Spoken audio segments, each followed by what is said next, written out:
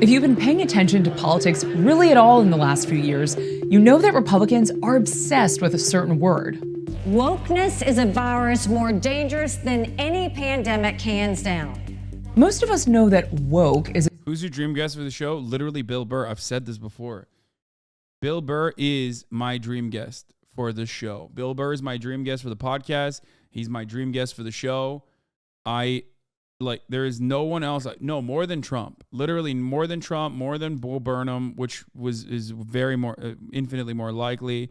More than Bernie Sanders, more than Dua Lipa, more than AOC, more than Noam Chomsky. A lot of these people that we're talking about are also like more likely to happen. Pedro Pascal, more than Pedro Pascal. Yes, he is the number one.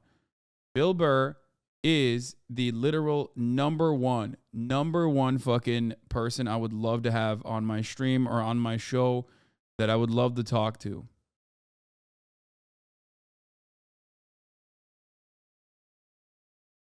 Is a term created by Black Americans, and it basically means being aware of what's going on around you. Hasan comedian stand-up arc. I don't think you know this, but like I've been a fan of comedy from the jump. As a matter of fact, if anything, it's like one of my main distinguishing factors in comparison to the rest of the left, or not the rest of the left, but like a big chunk of the left, is that like this is a pro joking is allowed leftist broadcast, which never happens. It's usually that and I'm not talking about like, you know, the Adam Friedland show, the most notorious center left podcast, because those guys are comedians, right? They're comedians already. They're comedians first. But there are not a lot of places that you can go to if you're a leftist where people talk this much about social justice, this much about like genuine issues that also allow humor to exist. Especially when it comes to issues of race and social justice. But last week, some of the most committed ultra-MAGA supporters got together for CPAC, the annual conservative conference, where definitions of this term were murky. I think the woke today are basically the ones who buy into the mainstream dominant narrative of that everything's a identity-oriented, virtue signaling position to have a different position of power. That whole narrative, I think that's people who genuinely believe that are basically brainwashed. Wokery is part of the Marxist agenda, along with ESG, along with the 1619 movement and BLM. What do you think woke means? I think that there's an attack on regular family values that have been consistently themed in the United States. Yeah, this is the closest you get to fascist rhetoric. This guy's not smart enough to be like, oh yeah, it's just bad. It's when it's all the bad things. He's just so straight up said, traditional family values is an attack on traditional family values. Yeah, dude, that's why all the woke people are trying to fucking forcibly separate trans children from their fucking parents. You know what I mean? Or that's why all the woke people are literally, that's why all the woke people like Ben Shapiro are advocating that the government come in and subject you to the foster care system, like kidnap you and put you in the fucking foster care system if you don't have enough money to feed your child. States for hundreds of years.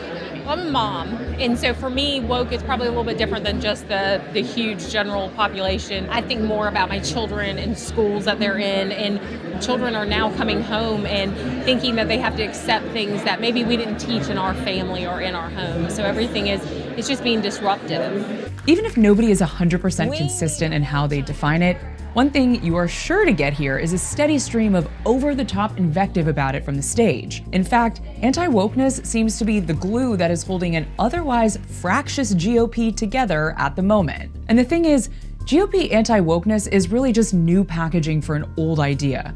We used to call it the culture war, and its main tenet seems to be that diversity is bad. We will teach our values and promote our history and our traditions to our children. We will, in other words, be proud of our country again. And at CPAC, it's easy to think that, quote, the war on woke is America's main issue. But out in the real world, most Republicans think that their leadership isn't focusing on what matters most, the economy. It's not clear if anti-wokeness is the winning strategy that some Republican officials think it is. When I see the state of politics right now and kind of what's on the ballot for 2024, topics like woke is just a complete distractor from actual issues. Homelessness is up, people are out of jobs. Yeah, my man, bro, look at that. That's that right there. You know what that is? That's an old school conservative. He's like, yeah. We know this is not the best thing to talk about. So I think it's time to it's not the best thing to talk about. I think it's time to just make sure that we hammer on the issues that we care about, like deregulation. Deregulation, baby. You know, tort reform or whatever the fuck. Jobs. People are struggling to pay the bills. Gas prices are up. Those are the issues that I care about.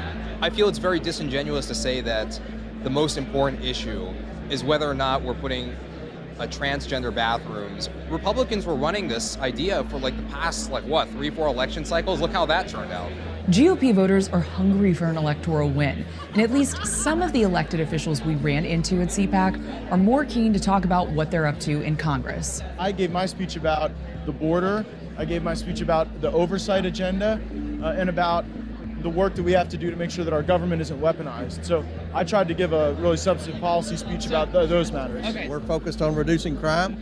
We're focused on reducing inflation. We believe we have inflation because Washington spent too much money, but the big priority is trying to get the border secure. And that's more important than wokeness, you probably think. Well, yeah, absolutely. We're concerned about reducing inflation. We're concerned about reducing crime, which would mean securing the border. And we're concerned about the government being involved in trying to change the way people think.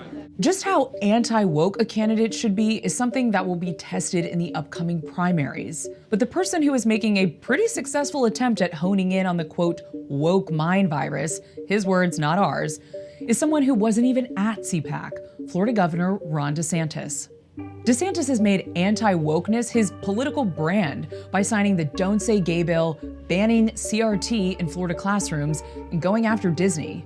And starting this month, Florida is expected to pass a bunch more measures, like banning the use of preferred pronouns in K-12 schools and scrapping gender studies and diversity programs in state universities. This is what turning anti-woke words into actual anti-diversity policy looks like. And it might set up DeSantis nicely to tangle with former President Donald Trump. DeSantis is coming out of the pulpit of an actual governor right now. And by him taking that stance against the woke as the CEO of a state, it's actually a pretty bold move. So he's not sidelined like Trump is now, talking as a private citizen. He's making that a stance of the executive branch of government for the state of Florida. It's pretty bold.